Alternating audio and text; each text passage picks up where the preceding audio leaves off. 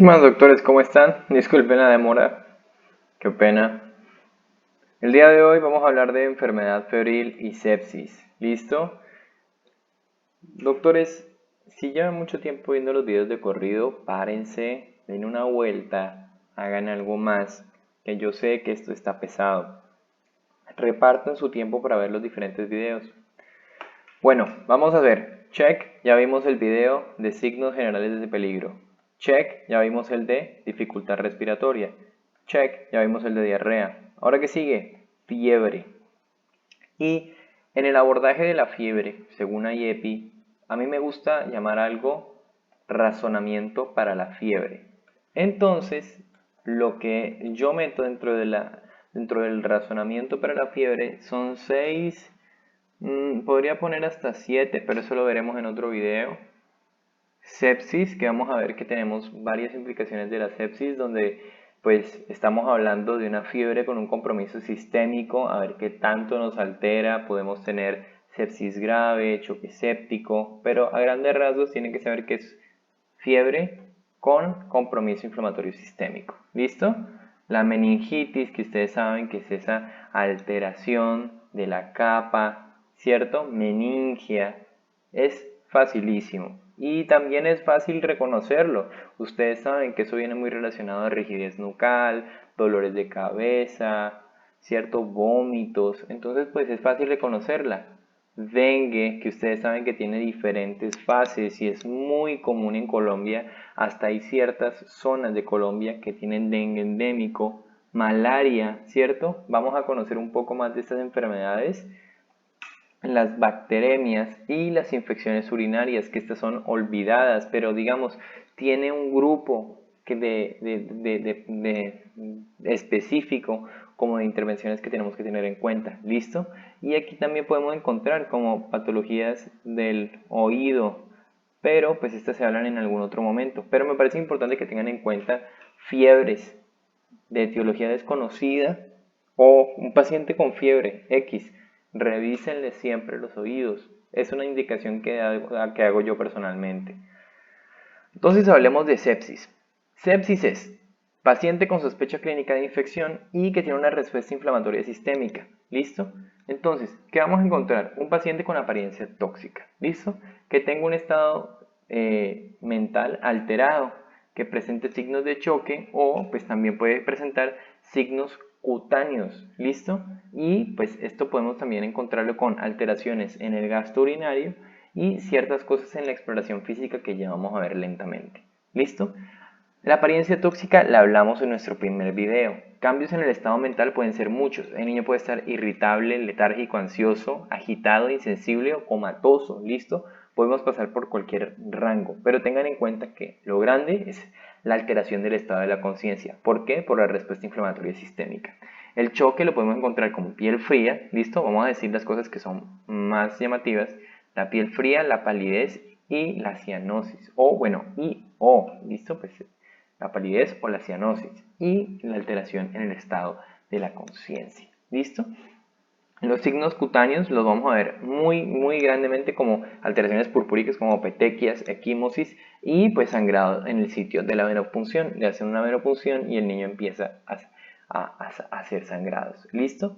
Disminución o ausencia en el gasto urinario. ¿Listo? Eso nos demuestra mucho alteraciones en la volemia. Y la exploración física tiene cosas importantes: mal llenado capilar, pulsos débiles, hipotensión y signo de enfermedades graves. ¿Listo? Como ya hemos hablado, entonces este es un paciente que viene con fiebre y respuesta inflamatoria sistémica. En la respuesta inflamatoria sistémica podemos encontrar todas las cosas que ustedes pueden ver acá, pasando por taquicardia, taquipnea, alteraciones en lo que viene a ser propiamente la temperatura corporal. Aquí hablamos de hipertermia y por eso hablamos de fiebre, pero hay ciertas fases de la sepsis donde existe lo que viene a ser una disminución en la tensión, en la presión arterial, hay una disminución en la saturación de oxígeno, hay una disminución en el paso de sangre y por eso se empieza a presentar la hipotermia. ¿Listo? Podemos encontrar leucocitosis o leucopenia, podemos encontrar neutrofilia y aumento de los reactantes de fase aguda.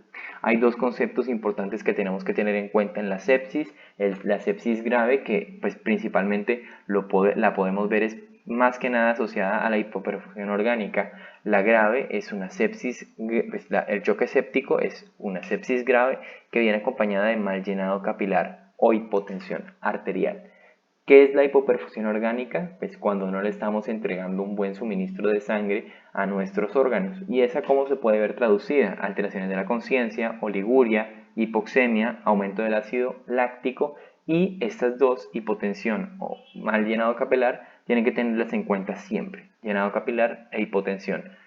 Tengan en cuenta que la diferencia entre sepsis grave y choque séptico es que, pues como ya sabemos, el shock séptico es todas estas cosas que vimos en sepsis grave, listo, todas estas que vimos de hipoperfusión orgánica y un mal llenado capilar o una hipotensión arterial, pero que no responden al tratamiento, listo.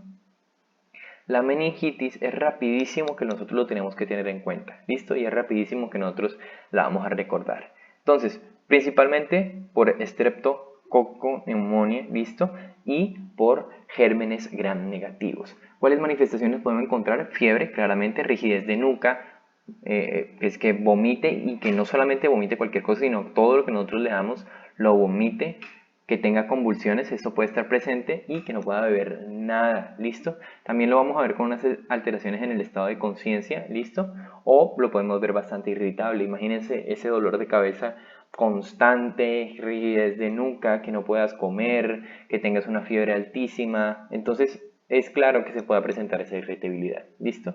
En la exploración física se busca esa rigidez nucal, ustedes ya saben cómo buscarla, erupciones cutáneas con petequias y púrpuras, letargia, irritabilidad, abombamiento de la fontanela, que ustedes saben, ustedes pueden buscar la fontanela en los niños más chiquitos, yo en este está muy grande, pero pues en los niños más chiquitos la pueden buscar en el cráneo, ¿listo?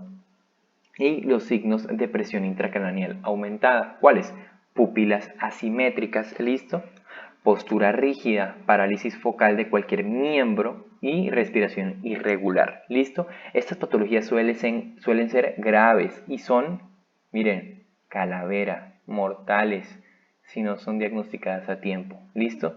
Por favor, tengan eso muy en cuenta. Estas patologías pueden ser mortales y además de ser mortales pueden causar algo que me parece que es hasta más peligroso, el hecho de tener secuelas graves a largo plazo, como el retraso mental, la ceguera, la sordera, la parálisis cerebral. Hay muchas presentaciones de la meningitis si no es bien tratada. Y para eso tenemos que tener en cuenta también la etiología. Entonces, cuando nosotros hagamos nuestro gold estándar, que ya lo vamos a ver, que es la toma de líquido cefalorraquídeo y el examen de líquido cefalorraquídeo, pues es importante que tengamos en cuenta que las principales etiologías, vamos a hablarlo aquí, son bacterianas, ¿listo? Hay pocas etiologías virales, ¿listo? Bacterianas, ¿listo? Para que lo tengan súper en cuenta. Ahora, el estudio del líquido cefalorraquídeo y la interpretación de la muestra. Vamos a hablar de algo. Nosotros vamos a interpretar la muestra, ¿sí?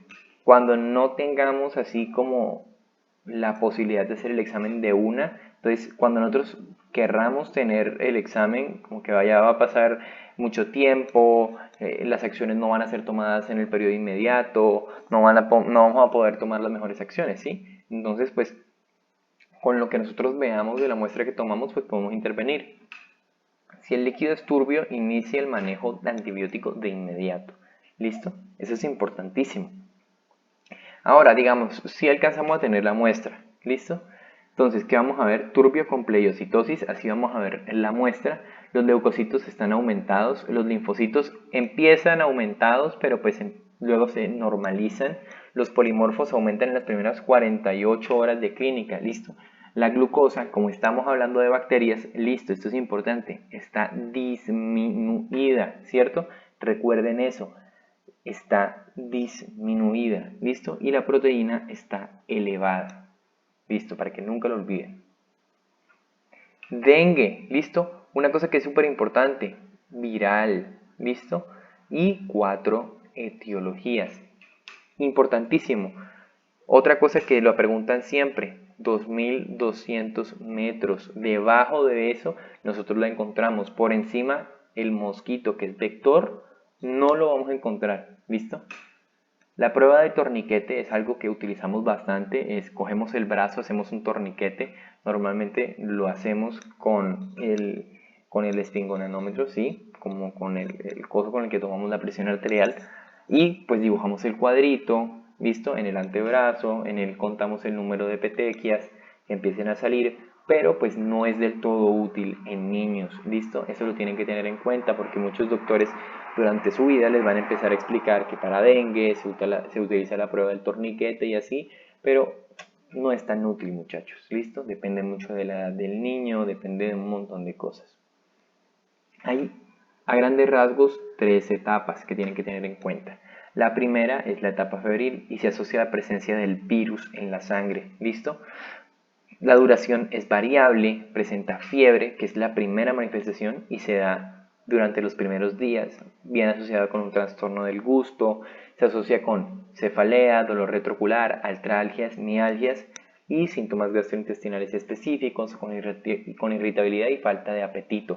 Estos que están señalados, que ustedes pueden ver, fiebre, dolor retroocular y artralgias, los resalto porque una vez leyendo un librito de estos que sacan para los exámenes de residencias, el que decía de México, los mexicanos utilizan esa mnemotecnia, fiebre, dolor retroocular y artralgias, es la fase febril del dengue, ¿listo? La etapa crítica se asocia con extravasación del plasma. Entonces, aparece en las primeras 24 horas desde la remisión de la fiebre. Listo, para la fiebre. La fiebre para. 24 horas después empiezan síntomas. ¿Listo? Ahora, todo esto dura 72 horas. Hay que estar atento a los síntomas de inminente choque, como ya lo hemos hablado, que es la manifestación más grave. ¿Listo? Todos estos problemas se presentan por extravasación del plasma, ¿listo? Entonces, tienen que tener en cuenta que es más importante la extravasación del plasma, como es más peligrosa que las propias hemorragias, ¿listo? ¿Qué laboratorio se hace? Se ve una evaluación del hematocrito, que normalmente va a estar elevado, va a haber un descenso del recuento de plaquetas por la extravasación, se puede hacer una RX de tórax o un eco abdominal pues para determinar si hay algún tipo de alteraciones, porque pues en estos casos podemos ver alteraciones concomitantes a esta fase crítica, ¿listo? Y pues podemos ver que puede estar libre en la cavidad dependiendo de lo que estemos buscando, o podemos encontrar también ascitis extensa, derrame pleural unilateral o bilateral, ¿listo? Entonces pues eso es importante que lo tengamos en cuenta. Pueden ser complicaciones del dengue en etapa crítica, ¿listo? Y luego viene una etapa de recuperación, que pues ya es como la eliminación del exceso de líquidos. Entonces es un periodo donde van a estar los niños como bastante cansados, en la población general van a estar bastante cansados, tirados, pero la gente pensará que esto es como que bueno, ya para que se vayan a la casa. No, esto requiere vigilancia estricta porque hay un inminente aumento de las infecciones bacterianas, principalmente las pulmonares y exantemas tardíos que requieren tratamiento. ¿Listo? Esto es importante, ¿listo? Hay una cosa que tienen que tener en cuenta, que normalmente la población general tiene una buena respuesta al aumento de la diuresis. Si los pones a orinar más, está súper bien, pero los niños con cardiopatías congénitas no responden tan bien. Así que ellos principalmente tienen que estar vigilados cuando tienen dengue. Niño, cardiopatías congénitas, oigan, este es de mis temas favoritos. Y dengue, los cuidas súper bien en todas las etapas, pero en la etapa de recuperación más que a los demás. Aquí tienen diferentes fases en evolución, ¿listo? Para que lo tengan en cuenta. Vayan leyéndolas, ¿listo? Tienen todo el tiempo del mundo. Fase febril, fase crítica y fase de recuperación. Como es una tabla, no quiero meterme del todo con ella, pero pues para que vean cómo son las alteraciones. Listo, por ejemplo, las plaquetas aquí están normales en la fase febril, pero empiezan a disminuir por la extravasación. Las vemos bajas en la fase crítica y en la fase de recuperación pues hay un aumento de las plaquetas.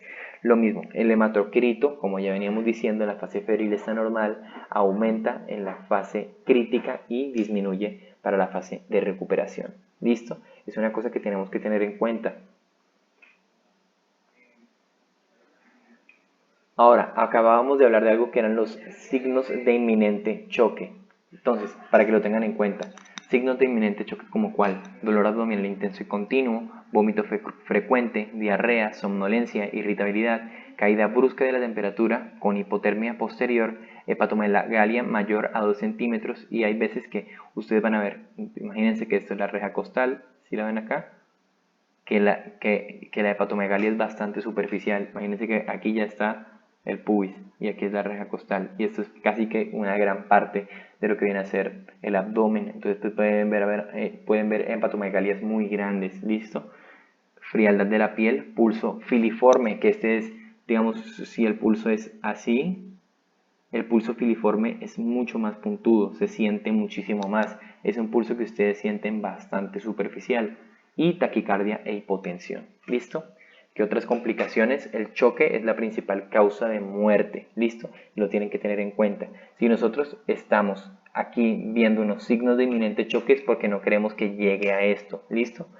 ¿Cuáles son esas causas relacionadas al choque? Como complicaciones así grandes, hemorragias masivas, coagulación intravascular diseminada, que es una complicación bastante grave, edema pulmonar no cardiogénico y falla multisistémica. ¿Listo? Hay unas formas atípicas de choque y no solamente unas formas atípicas de complicaciones del dengue, donde hay hepatitis con falla hepática aguda, encefalitis, nefritis y miocarditis. ¿Listo? Inflamación, o sea, la inflamación causaría todos estos problemas que ustedes pueden ver. ¿Listo? Hay diferentes categorías de lo que viene a ser el dengue: caso probable de dengue, caso probable de dengue con signos de alarma, caso probable de dengue grave, caso confirmado de dengue, caso probable de muerte con dengue y comorbilidad. Solamente les quiero leer el de caso probable de dengue. Paciente que vive o vivió durante los últimos 15 días en área endémica. ¿Listo? Y pues que viene enfermedad febril aguda desde hace 7 días sin causa aparente. ¿Listo? Es una cosa importante, pero pues esto tiene unos criterios, ya los vamos a hablar. Entonces, hay unos criterios diagnósticos para dengue y los vamos a ver súper importante, porque estos van a estar relacionados con la probabilidad de dengue. ¿Listo? Entonces, criterios de alarma para caso probable de dengue, y ya vamos a ver los signos de alarma. Entonces, criterios diagnósticos, 2 o más de los siguientes: cefaleas y artralgias, ya dijimos pues que son importantes. No, disculpen, dolor retroocular y artralgias. ¿Listo? La cefalea es común, sí. Mialgias también es común. La postración es común. Los exantemas, listo. Y aquí hay otra: hemorragia sugestiva de enfermedad viral. ¿Listo? Importante tenerlo en cuenta. Signos de alarma: entonces, dolor abdominal intenso, vómito, diarrea, somnolencia, irritabilidad, hipotensión postural, la hepatomegalia que ya dijimos, disminución de la diuresis, caída de la temperatura, hemorragias en mucosas, leucopenia y trombocitopenia. ¿Listo? Son cosas que tienen que tener en cuenta como signos de alarma. Entonces, ahí tienen los criterios diagnósticos en general para dengue, y si empiezan a generar un signo de alarma que tienen que tener en cuenta, que es un probable dengue con signos de alarma. ¿Listo? ¿Qué es un dengue grave? Un dengue grave es una fiebre, ¿listo?, con alguna de las manifestaciones que ya pueden ver acá: extravasación severa del plasma, hemorragias severas o daño grave de órganos. ¿Listo? ¿Cuáles son los laboratorios que principalmente que tienen que tener en cuenta? La prueba serológica de IgM para dengue, y también pueden tener el PCR. ¿Listo? Entonces, entre todas las cosas tenemos ELISA, que es importante que lo tengan en cuenta porque pues está cubierto en el POS y es de cumplimiento obligatorio. ¿Listo? Debe tomarse al 6º día de inicio de los síntomas, porque si ustedes recuerdan, es el periodo donde encontramos, ¿sí ven? Miren, estos son como los días de evolución, si lo ven, donde ya estaríamos saliendo de la fase crítica. ¿Listo? Y las inmunoglobulinas están al 5.º día con una positividad al 80%, y al 6º al 10.º día de un 99%. ¿Listo? Es importantísimo, ténganlo en cuenta, más la IgM que la IgG. ¿Listo? Es la que más se utiliza, y pues porque es el primer marcador de respuesta inflamatoria, claramente. Pero pues hay un problema con la IgG, eso es importante, que aparece normalmente bajo, se incrementa lentamente, también pues hay como una susceptibilidad cruzada entre los cuatro tipos de virus. Entonces pues es importante que lo tengan también presente. Lean todos y cada uno de los tipos de dengue, dengue grave y dengue con signos de alarma, aquí los ven, los acabamos de leer, por eso no los vuelvo a leer, pero, disculpen, voy a repetir la palabra, pero lo acabamos de leer, así que pues dejémoslo pasar, ¿listo? Ahora, la malaria, ¿listo? Recuerden, la malaria tiene un ciclo de vida muy largo, eso es una cosa que tienen que tener en cuenta. Quiero que, si tienen el espacio, revisen en cualquier video de YouTube el ciclo de vida de la malaria para que entiendan un poco, primero que todo, la enfermedad, segundo, la vía de transmisión, ¿listo? Entonces, la malaria es una enfermedad que se presenta debajo de los 1600 metros sobre el nivel del mar. Y esa es una cosa que quiero que se aprendan, como si, como dirían los hindús, como la palma de su mano, ¿listo? Todo niño con fiebre procedente de un área tropical endémica para malaria tiene malaria hasta que se demuestre lo contrario, ¿listo? Importantísimo. Manifestaciones clínicas, escalofríos, oigan, importantísimo, un frío intenso y temblor incontrolable de hasta media hora de duración que precede picos febriles seguidos de sudoración intensa. Estos síntomas van a estar así, repitiéndose cada 72 a 48 horas, ¿listo? Repitiéndose y repitiéndose. Ahora, el ascenso de la temperatura se presenta con la desaparición de los escalofríos, ¿listo? Los escalofríos dejan de presentarse, ¿listo? El periodo febril dura 6 a 8 horas, entonces tienen que tener en cuenta lo siguiente. Disminuye el escalofrío, empieza una fiebre. Entonces, un paciente que venía con escalofríos,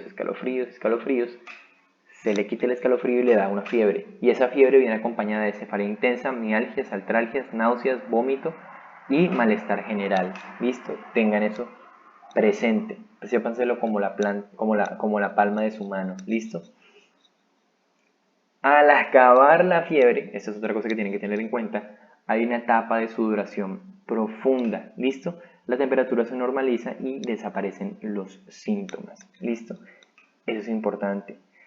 Hay un periodo asintomático donde la persona puede estar bien, lo demás, su estilo de vida se tranquiliza y vuelve a existir ese ciclo donde empieza a volver a presentar escalofríos, pasa un tiempo, luego hay un periodo febril de 6 a 8 horas donde se pone maluco, le dan cefalea, mialgias, artralgias, náuseas, vómito y malestar general.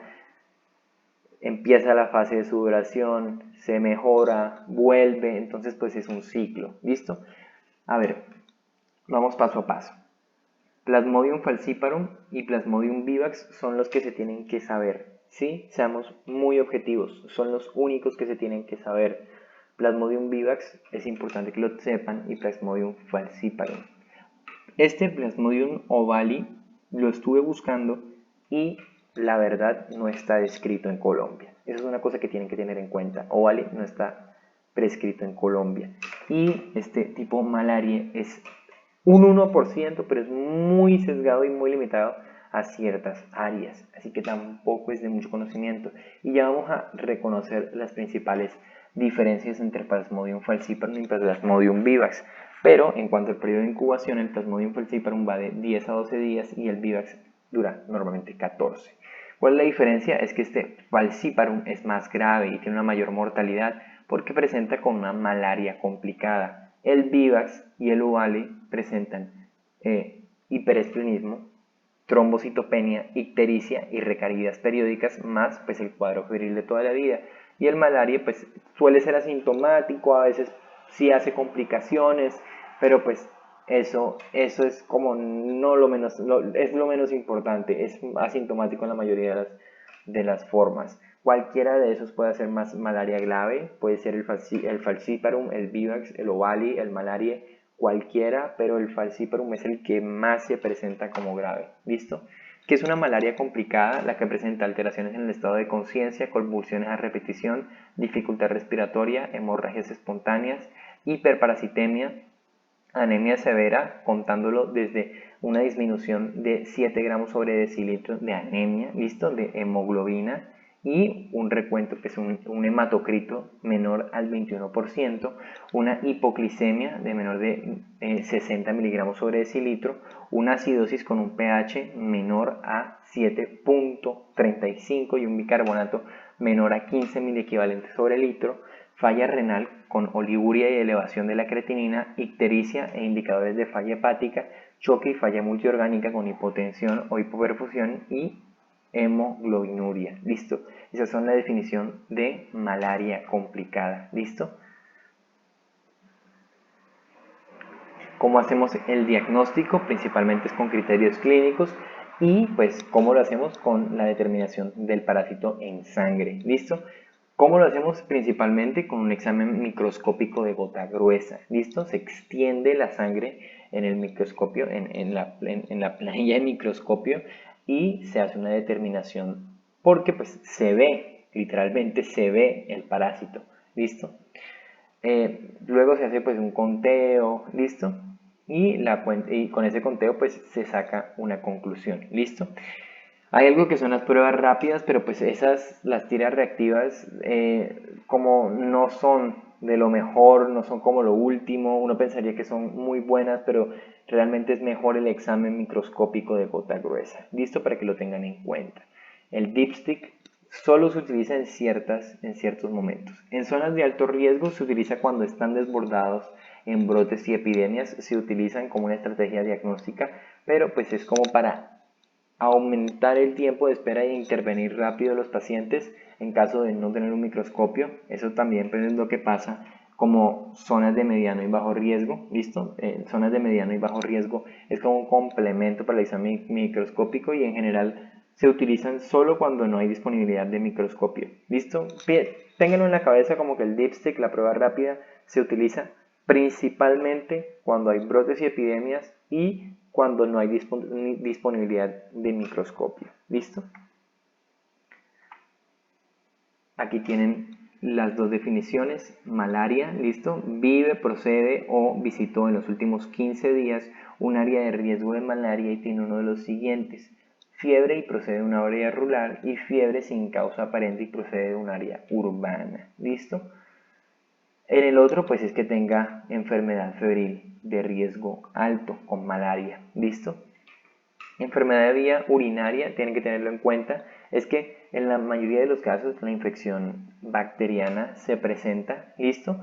Y lo vamos a ver como que, como una fiebre sin foco, ¿listo? Cuando tengan causas de fiebre sin foco, piensen en muchas cosas, pero hay unas que son olvidadas, hay unas que no se les para bolas, que me parece que son importantes que la IEPI las nombra y me parece que son importantes que ustedes las aprendan. Fiebre sin foco para IBU y para oído, ¿listo? Ténganlo súper en cuenta. Obvio, hay muchísimas otras razones que se pueden estar pensando, pero esas normalmente se olvidan, así que ténganlas súper en cuenta. ¿Cómo se diagnostica? El uroanálisis, que tiene una sensibilidad del 60%, y el urocultivo es obligadísimo, ¿listo? La etiología es en niños menores de 6 meses y en niñas mayores de 6 meses, ¿listo?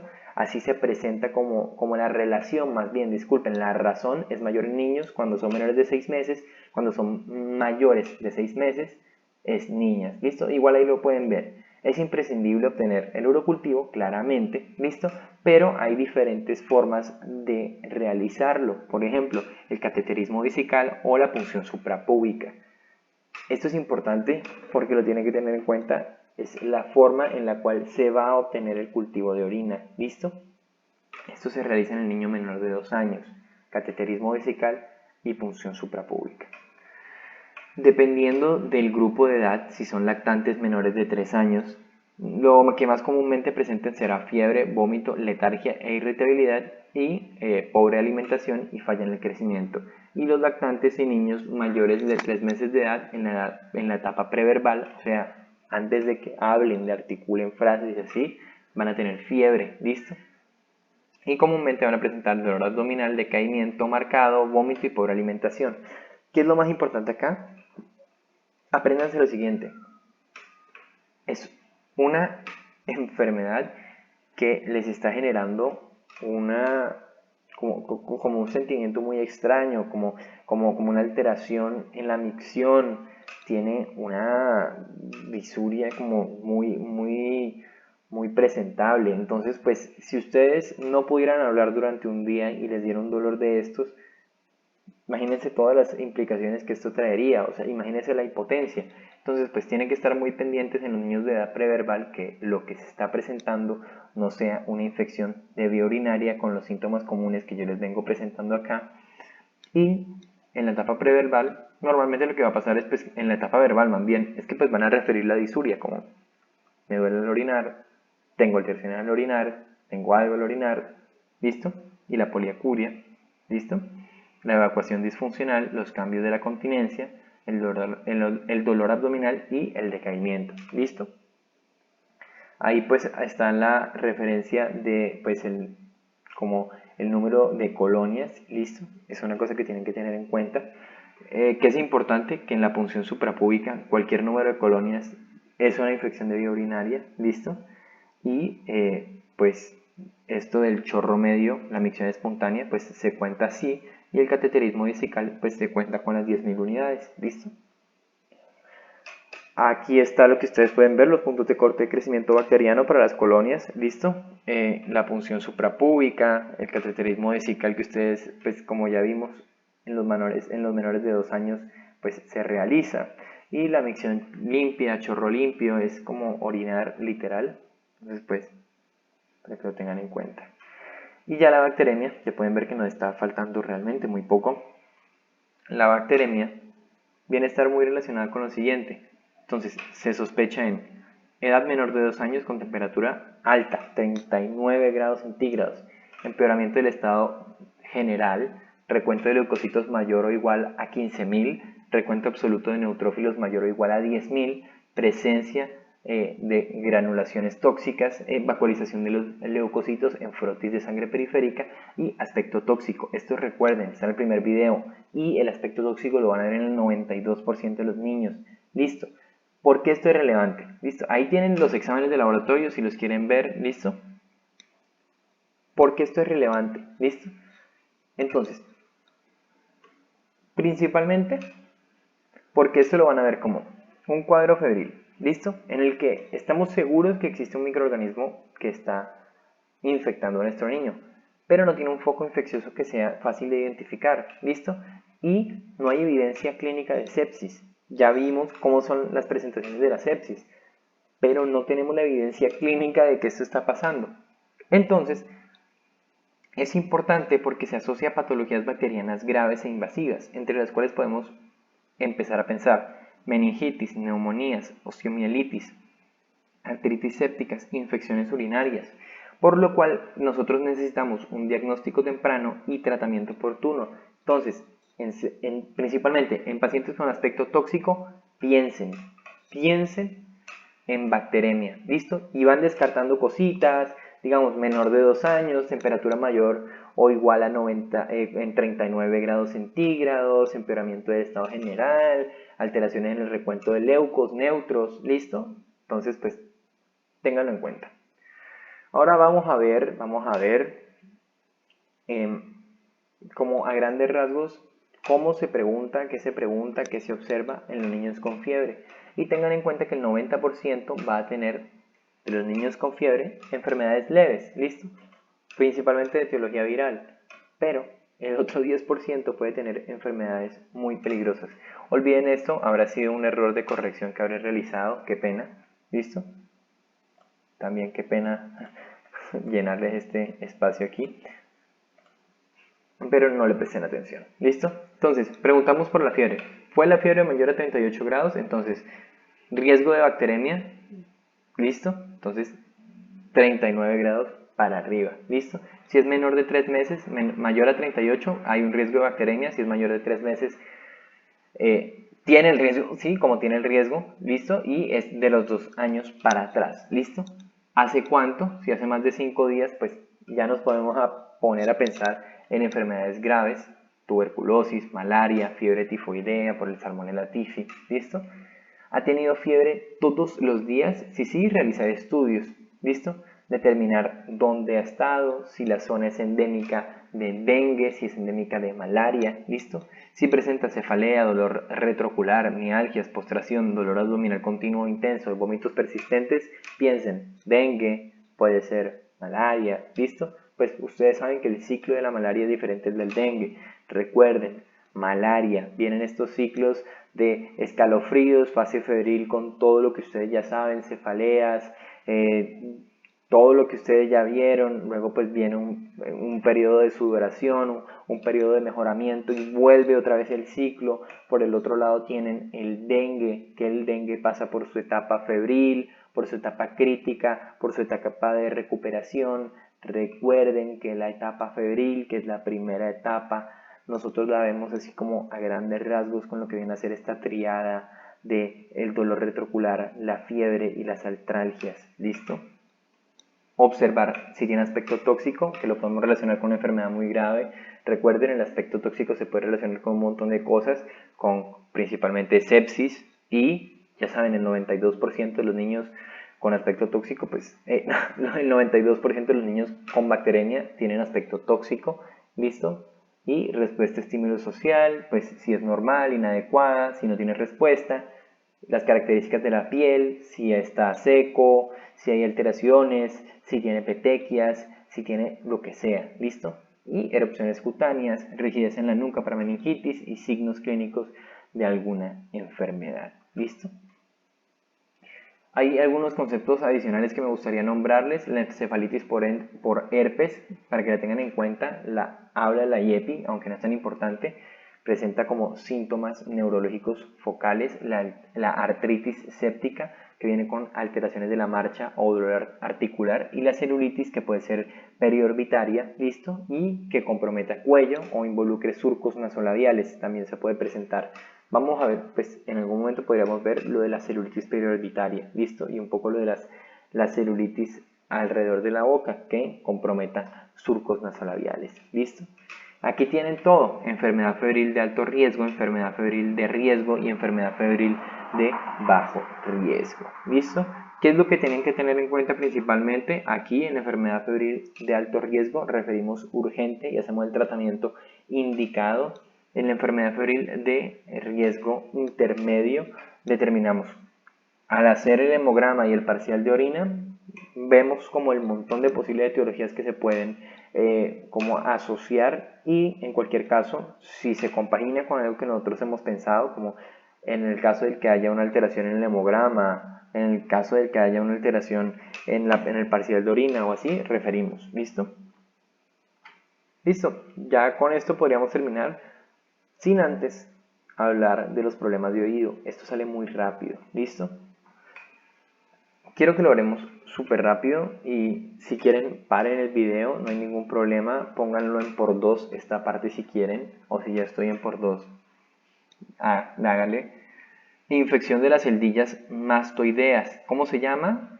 Mastoiditis, pero esta se debe a una infección llamada otitis media. Es cuando la otitis media aguda como infecta las celdillas mastoideas. ¿Listo?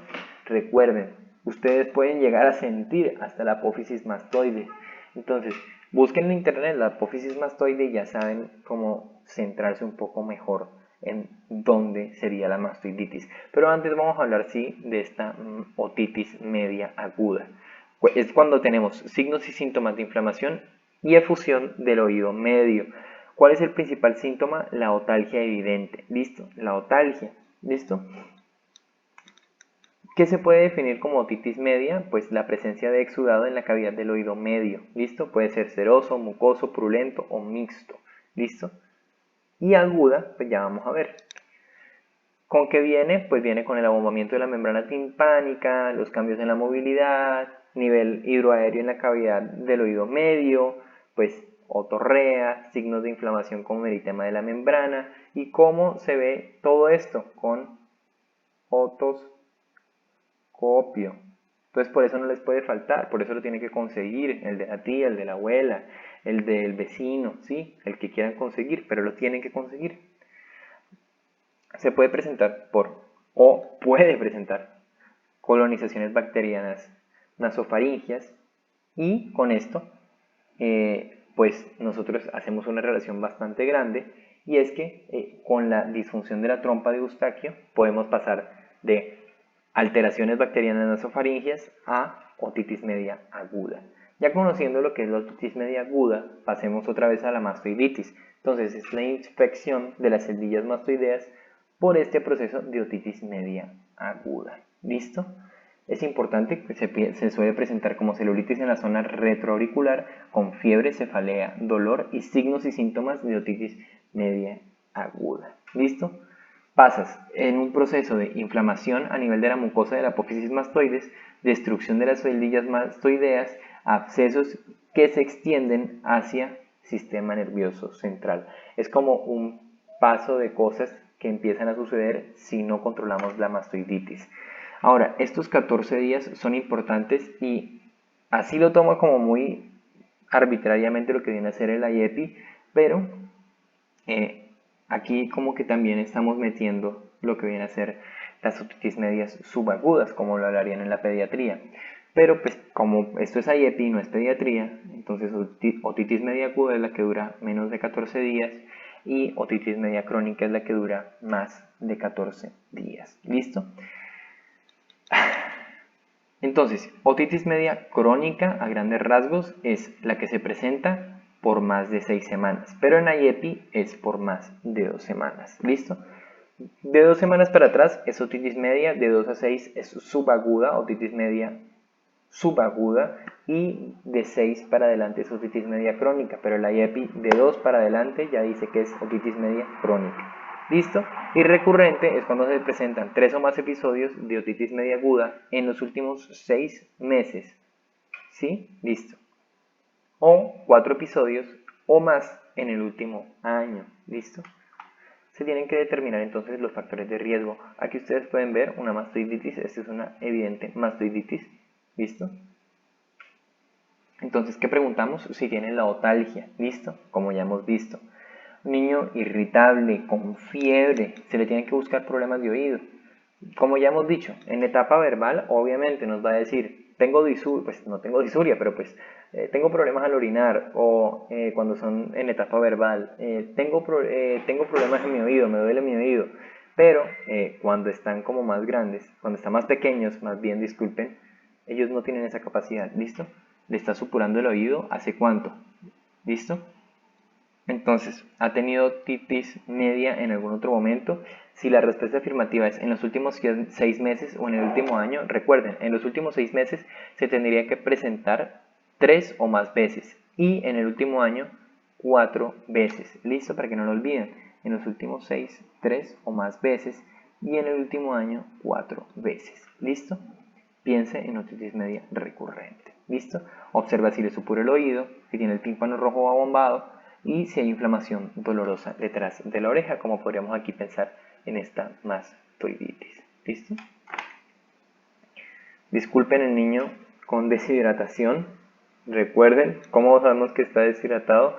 Por los ojos hundidos. Es que tengo problemas al momento de descargar las presentaciones, pero iba esta imagen, se repetía la imagen donde pues estábamos presentando una mastoiditis, no le paren bolas al caso, está ahí por un error del programa, pero pues también piénsenlo, como bueno, ahorita repasemos entonces en el caso de diarrea y deshidratación que se podría presentar. Entonces recuerden, ¿cómo lo clasificamos? Mastoiditis, otitis media crónica, otitis media recurrente y otitis media aguda. ¿Listo? Gracias, doctores.